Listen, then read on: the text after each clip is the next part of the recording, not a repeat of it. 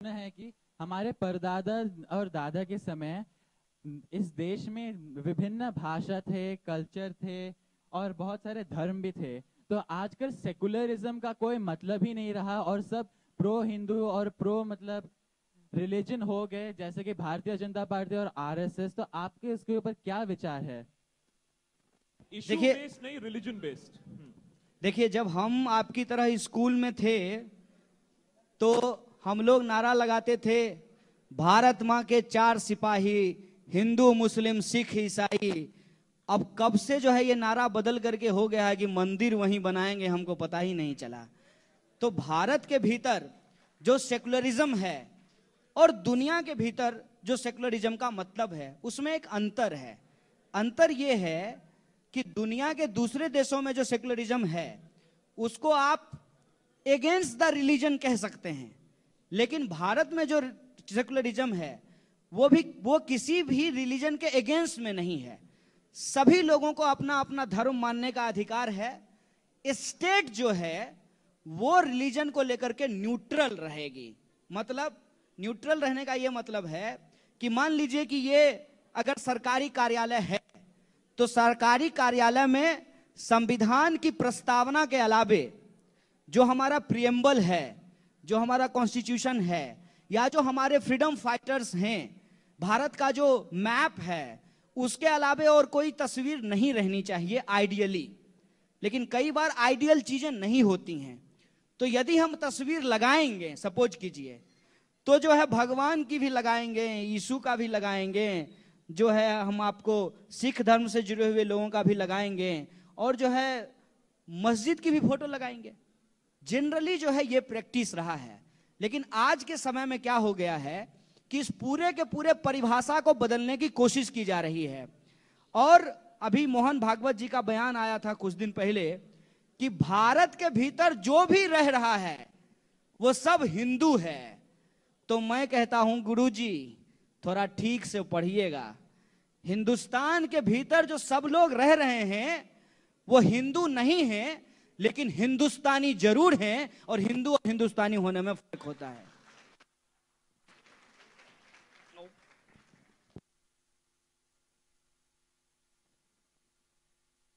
Okay, I want to play a game now. It's a little bit of an interesting game. मैंने इससे पहले एक और politician के साथ खेला था और उसका नाम था शशि थरूर, और उसको मैंने पूछे थे हिंदी में सवाल। सो मैंने उसका हिंदी टेस्ट लिया था। तो today I want to take another test. Kanhaiya Kumar ने अब आज ये बात क्लैरिफाई कर दिया है कि भाई उनकी पढ़ाई पूरी हो चुकी है, पीएचडी सबमिशन हो चुका है। तो अब मैं कन्हैया कुमार से एक रैपिड फायर क्वेश्चन राउंड करने वाला हूं। The rules of this game are very simple and will close with this. And the rules of the game are very simple. One word question, और Kanhaiya has to answer in one word और maximum in one line. No long speeches, no subjective answer, objective round questioning है। Let's start with the game. Rapid fire round, the final round before we close for the day. Here goes the rapid fire. What does Kanhaiya Kumar think when I say मंदिर वहीं बनेगा? मंदिर वहीं बनेगा, या उनकी तरफ बोलो, मंदिर वहीं बनेगा। मंदिर वहीं क्यों बनेगा? कण कण में भगवान है, जहां चाहिए वहां बना लीजिए। Urban Naxal. Arnab Goswami.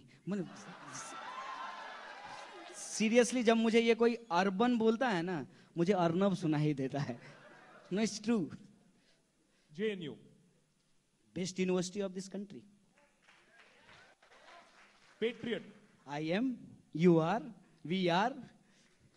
Afzal Guru. A terrorist जिसको फांसी हुई, सुप्रीम कोर्ट ने दी। भक्त। गलत भगवान चुन लिए।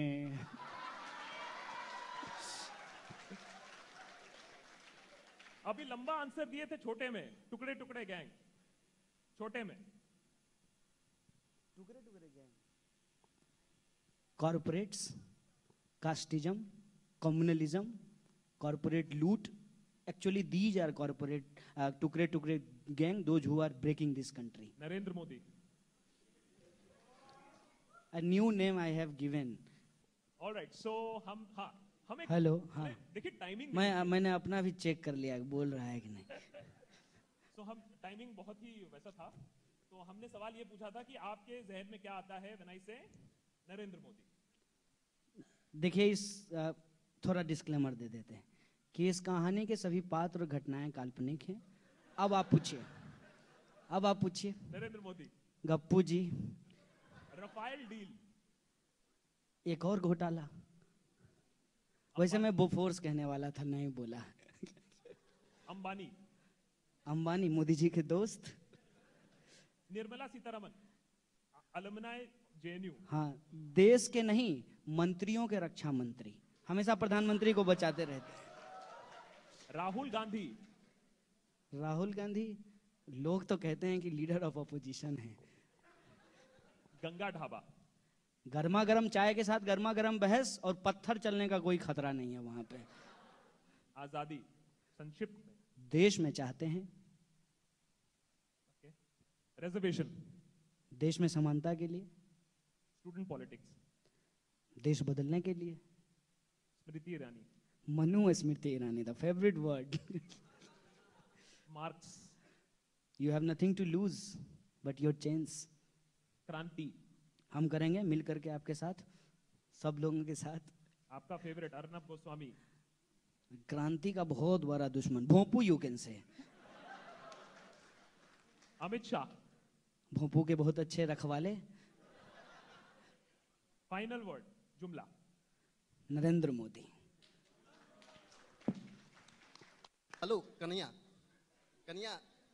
कॉमरेड, आपको क्रांतिकारी इस्तेमाल करता हूँ.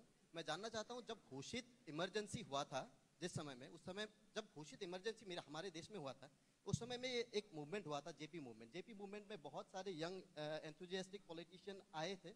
अभी उनका हाल क्या है बताने का जरूरत नहीं है, लेकिन फिलहाल अभी जो अघोषित इमरजेंसी देश में आया है, वो अघोषित इमरजेंसी में वैसे ही यंग एंथुजियास्टिक लीडर आप, जिग्नेश, शैला, उमर ऐसे उभर के आए हैं. आप लोग कैसे वो, जैसे वहाँ उस समय में एक मूवमेंट हुआ था, वो एक बिगर प्लेटफॉर्म में नेशन वाइज कैसे एक मूवमेंट के रूप देके इस लड़ाई को आगे ले जाएंगे? अच्छा देखिए, एक तो आप विनोद दुआ का एपिसोड बहुत अच्छे से देखते हैं. चलिए अच्छी बात है. विनोद दुआ जो है, जो बोलते हैं जनगण मन की बात, एग्जैक्टली यही क्वेश्चन उन्होंने उठाया था. एक बात तो मैं आपको बता देता हूं कि आप क्या चाहते हैं कि आज जो है विराट कोहली की जगह कपिल देव भारत के कप्तान हो? नहीं हो सकते हैं ना. यही तो जीवन है. जीवन में परिस्थितियां आती हैं, उन परिस्थितियों के खिलाफ लोग लड़ते हैं, नए लोग निकल करके आते हैं, फिर वो भी पुराने होते हैं. यही जीवन है. मैं इस जीवन के नियम के विरुद्ध नहीं हूं, लेकिन मैं एक बात समझता हूं कि अभी मैं जिस अवस्था में हूं, मैं जो कर रहा हूं यही जरूरी है. इस देश में आप अपनी भूमिका जहां जैसे जिस रूप में निभा सकते हैं, सबसे पहले तो हमको वो करना चाहिए. वो अगर हम करने की कोशिश करने लगें, जिसको जो काम करना है वो काम यदि लोग करने लगें, तो समाज में वैसे ही अव्यवस्था कम हो जाएगी. मान लीजिए कि रक्षा मंत्री के रक्षा में कानून मंत्री को ना आना पड़े, और पेट्रोलियम मंत्री की रक्षा में वित्त मंत्री को ना आना पड़े, और वित्त मंत्री की रक्षा में कानून मंत्री को ना आना पड़े, तो व्यवस्था ठीक चलेगी. सब लोग अपना अपना काम करें. हम नौजवान हैं, हम सवाल उठा रहे हैं. यह जो आपने टर्म दिया अघोषित इमरजेंसी के खिलाफ, उस पर हम सवाल उठा रहे हैं. सब लोग अपनी अपनी भूमिका निभाएं तो समस्या आती है वो टल जाती है. एक कहावत बहुत मशहूर है राजस्थान और बाकी हिंदी पट्टी के इलाकों में, कि जब बाढ़ आती है तो मछली चींटी खाती है, और जब सुखाड़ आता है तो चींटी मछली खाती है. यही तो परिस्थिति है ना, यही तो जीवन है. हम लोगों को यह समझना चाहिए कि जो ओपनर है वो गया है ओपनिंग करने के लिए, ओपनिंग करके गया है. 1947 में जो है नेहरू और बाकी तमाम लोगों ने वेलफेयर स्टेट की ओपनिंग की. अपने अपने डाउन पे आकर के लोगों ने बैटिंग की. कोई आते ही कैच आउट हो गए, कोई थोड़ा लंबा खेले, अच्छा खेले, कोई खेल ही नहीं रहे हैं. बैट जो है बांध करके जो है बैठ गए हैं पवेलियम में और अंबानी को खेलने के लिए भेज दिए, तुम खेलो हमारे बदले में। तो इस पे सवाल उठाना जरूरी है, अपना अपना रोल निभाना है। और जब सब लोग अपना अपना रोल निभाएंगे तो फाइनल स्कोर बोर्ड बढ़ेगा। हम सब भारतीय हैं और इसीलिए मुझे ये इस मानसिकता से दिक्कत है, चेहरे की राजनीति से दिक्कत है, इंडिविजुअलिज्म का जो पॉलिटिक्स है उससे दिक्कत है, जो पॉपुलिज्म का पॉलिटिक्स है उससे दिक्कत है। मैं चाहता हूं, ये मेरी इच्छा है और बहुत सारे ऐसे लोग हैं जो चाहते हैं कि डेमोक्रेसी के भीतर जो हमारा कॉन्स्टिट्यूशनल प्रिंसिपल है उसके अकॉर्डिंग हमारा देश, हमारा समाज चले। ये उसकी लड़ाई है, ये आज भी है, ये कल भी थी। और मैं आपको निश्चिंत कर देना चाहता हूं ये बात बोल करके, आप ये मत सोचिए कि कुछ लोग आ गए हैं एक सरकार को हटा देंगे तो ये लड़ाई खत्म हो जाएगी। नहीं, जब से इस देश और समाज में शोषण है तब से ही शोषण के खिलाफ संघर्ष है। जब जब परिस्थिति आए, लोकतंत्र के ऊपर हमला हो, हमको उसकी रक्षा के लिए खड़ा होना चाहिए। और कल को इसमें से कौन क्या हो जाएगा ये महत्वपूर्ण नहीं है। आज हम इस गलत के खिलाफ लड़ रहे हैं कि नहीं लड़ रहे हैं ये महत्वपूर्ण है। हम भी लड़ने के तैयार हैं, आप भी लड़ने के लिए तैयार हैं। और जब हम लोग मिल करके लड़ेंगे तो ये लड़ाई जरूर जीतेंगे। एक बात मैं आपको बता देता हूं, एक हमारे दोस्त ने कहा कि जब भेड़िया गुर्राए तो तुम मुट्ठी तान करके नारे लगाओ, क्योंकि भेड़िया नारा नहीं लगा सकता है। बहुत बहुत शुक्रिया। Alright, just I think the final, because we are completely running out of time. एक last point, बहुत सारे youngsters हैं and आज एक मीडिया सेशन हुआ था तो उन लोग बहुत मैं क्या कहूँ इनोसेंट सवाल पूछ रहे थे, क्योंकि हम लोग ने मीडिया इतने क्लोजली देखा है तो हम जानते हैं कि क्या परिस्थितियां होती हैं, प्रेशर कैसे डाला जाता है, फंडिंग कैसे रोकी जाती है। लेकिन उनका एक्सपेक्टेशन यही था कि मीडिया क्यों नहीं काम कर रही है ठीक से। ये जो यंगस्टर्स हैं इनको आप क्या बोलोगे कि ये सही मामला समझें, ये सही राजनीति समझें, मेन स्ट्रीम मीडिया में जो ये ब्रेन वॉशिंग हो रहा है उससे कैसे बचें? What is your advice to them to being more alert? First of all, आप सब में से बहुत सारे लोग ऐसे होंगे जो अंग्रेजी लिखते पढ़ते और समझते होंगे। I have a suggestion for you. There is a very famous economist and his name is Jeremy Rifkin. Jeremy Rifkin उस आदमी का नाम है। अगर पढ़ने में रुचि है तो उसकी किताब पढ़ लीजिए, the zero marginal cost society. अगर पढ़ने में इंटरेस्ट नहीं है, वीडियो देखने में इंटरेस्ट है, तो उसका 1 घंटे का एक वीडियो है वो देख लीजिए। अगर 1 घंटा भी पेशेंस नहीं है, ये रैपिड टाइप का अगर क्वेश्चन में इंटरेस्टेड हैं, तो उसका 10 मिनट का वीडियो है, उसको देख लीजिए। ये बात मैं इसलिए बोल रहा हूं कि we are future, we have to look कि फ्यूचर में क्या होने वाला है। मैं एक बात आपको बता देता हूं, जो करंट मीडिया है उससे आप बहुत एक्सपेक्टेशन नहीं कर सकते हैं। लेकिन इसका यह मतलब नहीं है कि मीडिया नहीं रहेगा। मीडिया हमेशा से रहा है। मीडिया जो है वो राजतंत्र के जमाने में भी था। जब राजा के संबंध में कोई घोषणा करनी होती थी या राजा को अपनी प्रजा को कुछ कहवाना होता था, उस वक्त भी ये फॉर्म ऑफ मीडिया था।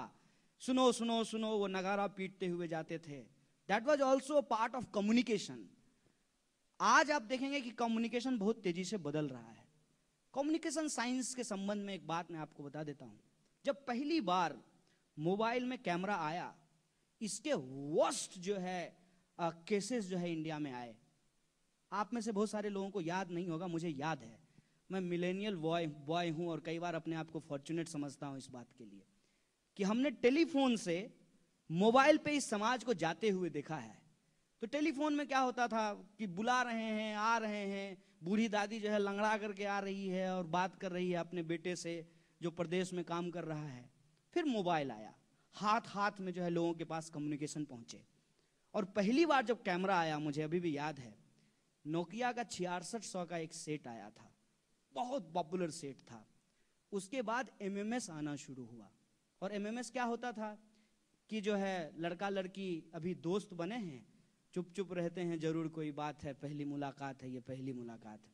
थोड़ी दोस्ती अभी जमी ही थी कि कुछ ऐसे आपत्तिजनक तस्वीर या आपत्तिजनक दृश्य जो है लोग कैद करने लगे। और क्या हुआ कि जो आपका मॉल जब बना उसके जो चेंजिंग रूम थे उसमें कैमरा लगना शुरू हुआ, लोग हनीमून मनाने के लिए जाते थे तो वहां कैमरा लगना शुरू हुआ। और जेन्यून केसेस आप अगर यूट्यूब पे सर्च करते तो आता ओरिजिनल एमएमएस ऐसा लिखा रहता था। पहली बार जब समाज में कोई नई चीज आती है तो उसके नेगेटिव रिपरकशंस ज्यादा होते हैं और लोग जो है झूठ के, फरेब के, फेक न्यूज के, गलत व्हाट्सएप फॉरवर्डेड के शिकार हो गए और उसका नतीजा है कि मोदी जी देश के प्रधानमंत्री हैं। इस बात को आप समझिए। लेकिन कोई भी जब नई चीज आती है उसका जो निगेटिव चीज होता है उसको फर्स्ट जनरेशन जो है उसको फेस करता है। दूसरा जो जनरेशन होता है वो ऑथेंटिसिटी को चेक करने के लिए ट्रेंड होता है। अब आपको जब कोई भी कुछ कहता है आप इमीडिएटली कहते हैं कि जैसे फेसबुक पे कोई कुछ लिख दिया तो आप कहते हैं कि लिंक भेजो। तो लिंक में भी इन्होंने क्या किया कि फेक न्यूज जो है चलाना शुरू किया। तो बोला नहीं नहीं नहीं, dunia.org और दैनिक और क्या क्या नहीं, ओरिजिनल जो मीडिया हाउसेज हैं उसके लिंक भेजो। और उसके लिंक को भी लोग सही नहीं मानने लगे क्योंकि पेड न्यूज का खतरा था। तो आज लोग क्या करते हैं कि मल्टी व्यूज को जो है वो देखते हैं और फिर ओपिनियन बनाते हैं। अगर ऐसा नहीं हुआ होता, ये न्यू मीडिया नहीं होता तो मैं तो खत्म था, लोगों को पता भी नहीं चलता कितने लोग खत्म हो जाते हैं। सिर्फ और सिर्फ न्यू मीडिया के चलते आज मैं आपके सामने खड़ा हूं। So this is the future, you have to look it. और जो तीसरा जनरेशन होता है जो बहुत इंपॉर्टेंट है, जिसकी बात मैं अब कर रहा हूं, कि आज के समय में मेन स्ट्रीम मीडिया की यह ताकत नहीं है कि किसी भी सच को दबा दे। अगर वो दबाने की कोशिश करते हैं तो ट्विटर पे ट्रेंड करना शुरू हो जाता है और ग्लोबली ट्रेंड करता है, फिर उनको भी बुलेटिन बनाना पड़ता है इसके ऊपर। So this is the 3 steps that we have to understand. पहला, जब कोई नई चीज आया तो गलत तरीके से उसके लोग शिकार हुए। दूसरा, लोग उसको ऑथेंटिकेट करना सीख गए। और तीसरा जनरेशन इसका समाज के परिवर्तन में, सोशल ट्रांसफॉर्मेशन में एक पॉजिटिव यूज करना शुरू कर देगा। एंड आई एम हैप्पी कि ये जो नया जनरेशन है आज ये अपने आप को ए पॉलिटिकल कहलवाना पसंद नहीं करता है। राइट या रॉन्ग इसका एक ओपिनियन है। I have only one request to you and this is my last appeal to all of you, कि आप अपने हिस्से का सच बोलिए, सच बोलने का खतरा उठाइए। और मेन स्ट्रीम मीडिया यदि आपकी बात को दबाता है तो आप जो है सोशल मीडिया का इस्तेमाल कीजिए और मनोरंजन के लिए सीक्रेट सुपरस्टार देख लीजिएगा। बहुत बहुत धन्यवाद। कन्हैया जी, आपने कहा था मार्क्स का कोट, we have nothing to lose but our change, but we have a world to win, workers of all lands unite. Sir, आपको क्या लगता है अब भारत के लिए भारत क्या जीत सकता है? सर, हारने के लिए तो हमारे पास बहुत है, वो तो दिख ही सकता है, लेकिन आशा क्या है? अब आप क्या सोचते हैं? देखिए, एक तो मैं आपको बता दूं, जब आप भारत बोलते हैं ना, ये बड़ा ही एब्स्ट्रैक्ट टर्म है। जब आप जनता बोलते हैं, ये बड़ा ही एब्स्ट्रैक्ट टर्म है। इसके भीतर भी जो है कई लेयर होते हैं। देश की बात आप जब भी करें तो एक बात मैं आपको कह देना चाहता हूं कि देश के संबंध में हमेशा एक बात याद रखिए, देश देश के लोगों से बनता है। इसीलिए कॉन्स्टिट्यूशन के प्रीएम्बल का फर्स्ट लाइन है, we the people of India, if we are united and we are fighting for prosperity, equality, fraternity, scientific temper, we are united and collectively we are fighting, definitely we will win. और एक नारा जो है वो बहुत popular है Spanish में, मैं आपको बोल रहा हूं, अल पुएब्लो यूनिदो जामा सेरा वेंसिदो। The meaning is the people united shall always be victorious. Kanhaiya sir, you are a big inspiration for the youth. तो मैं यूथ के एक बहुत बड़े प्रॉब्लम पे आपसे पूछना चाहूंगा, दैट्स रिजर्वेशन, ऊंच नीच की खाई जैसे आपने कहा। So what are your views on switching the reservation policies from social status to economic status? See, this is the problem. I think you will just ask a question and you will get everything. It is not like that.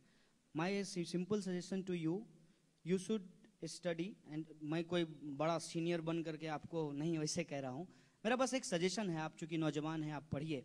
मैं भी जब आपकी उम्र में था तो मुझे यही लगता था। मुझे लगता था कि मुझे ज़्यादा नंबर आए हैं, किसी को कम नंबर आया है, उसको एडमिशन मिल गया और हमको नहीं मिल रहा है। ये इतना सिंपल नहीं है। अब आप मुझे इसको ना कंटिन्यूटी में समझना चाहिए। अच्छा, अभी अगर 1947 नहीं होता तो 2018 होता क्या? ये तो कंटिन्यूएशन में है ना। समाज ऐसे ही चलता है, इतिहास ऐसे ही चलता है, हर एक तरह की राज्य का, डेमोक्रेसी का, उसका एवोल्यूशन ही ऐसे हुआ है। मेरे माँ बाप नहीं होते तो मेरा अस्तित्व होता क्या, और उनके माँ बाप नहीं होते तो उनका अस्तित्व होता क्या। इसी तरह से चीजें आगे बढ़ती है। हम क्या करते हैं ना कि कई बार टाइम पीरियड को वायलेट कर देते हैं। जैसे हम आज यहाँ खड़े हैं और हमको लगता है कि हमारे साथ इनजस्टिस हो रहा है, लेकिन कंटिन्यूएशन में आप देखेंगे तो महिलाओं के साथ तो पिछले 3000 साल से इनजस्टिस हो रहा है ना। उसी तरीके से जो दूसरे मार्जिनलाइज सेक्शन के लोग हैं उनके साथ भी उतने ही सालों से इनजस्टिस हो रहा है। जिस लैंड को आज हम लोग कह रहे हैं कि this is the United India, Kashmir से कन्याकुमारी तक भारत एक है, लेकिन जब आप ट्राइबल लैंड में जाएंगे तो उनके साथ क्या हुआ है? कभी उनका अपना भी राज था, उनका अपना सिस्टम था, उनके अपने कल्चर थे। जब आज उनका यूनिफिकेशन हो रहा है, उसके यूनिफिकेशन का प्रयास किया जा रहा है, जिसको कहते हैं मेन स्ट्रीम में लाने का, जब तक उनके राइट को प्रोटेक्ट नहीं करेंगे तब तक वो इनसिक्योर फील करते रहेंगे। और जब इनसिक्योर फील करते रहेंगे, कोई एक कम्युनिटी अगर डिस्पैरिटी के चलते बहुत सारा प्रॉब्लम झेल रही है तो उसको ये हमेशा फीलिंग रहेगा कि इस देश में हमारे लिए कोई स्पेस नहीं है, तो वो उस देश के निर्माण में अपना कंट्रीब्यूशन उस तरीके से नहीं कर पाएंगे। इसीलिए भारत के भीतर जो डिस्पैरिटीज है उसके अलग अलग कारण हैं। उसका इकोनॉमिक, उसका एक फॉर्म है कि इकोनॉमिक है, कल्चरल भी है, उसका पॉलिटिकल भी है, सोशल भी है। तो ये जो अलग अलग फॉर्म है, जिस रिजर्वेशन की आप बात कर रहे हैं उसमें साफ साफ कहा गया है कि सोशली और एजुकेशनली जो बैकवर्ड लोग हैं उनको विशेष अवसर की जरूरत है। उसको एफर्मेटिव एक्शन बोलते हैं अंग्रेजी में। और एफर्मेटिव एक्शन जो है वो सिर्फ भारत की बात नहीं है, पूरी दुनिया में एफर्मेटिव एक्शन लागू किए जाते हैं। और भारत में भी एफर्मेटिव एक्शन लागू करने के अलग अलग पैमाने हैं। ऐसा नहीं है कि इकोनॉमी के आधार पर एफर्मेटिव एक्शन लागू नहीं किया जाता है। मैं आपको एक एग्जाम्पल देता हूं कि अगर कोई व्यक्ति JNK में जो जमीन है वो नहीं खरीद सकता है, आउट ऑफ JNK अगर कोई है, तो वो उनका एक तरीके का रीजनल डेवलपमेंट के लिए एक एफर्मेटिव एक्शन है, उसके राइट को प्रोटेक्ट करने के लिए है। जो शेड्यूल्ड एरिया होता है उसमें जाकर के लोग जमीन नहीं खरीद सकते हैं। इसमें तो जो है सोशल, पॉलिटिकल, कल्चरल, हिस्टोरिकल सारी चीजों को शामिल किया गया है। वैसे ही जब दिल्ली मेट्रो में उसका पहला बॉगी रिजर्व कर दिया गया तो वो जेंडर बेसिस पे जो है एफर्मेटिव एक्शन लिया गया है। पर्सन विद डिसेबिलिटी के लिए जब 5% सीट रिजर्व किया जाता है तो वो फिजिकल बेसिस पे किया गया है।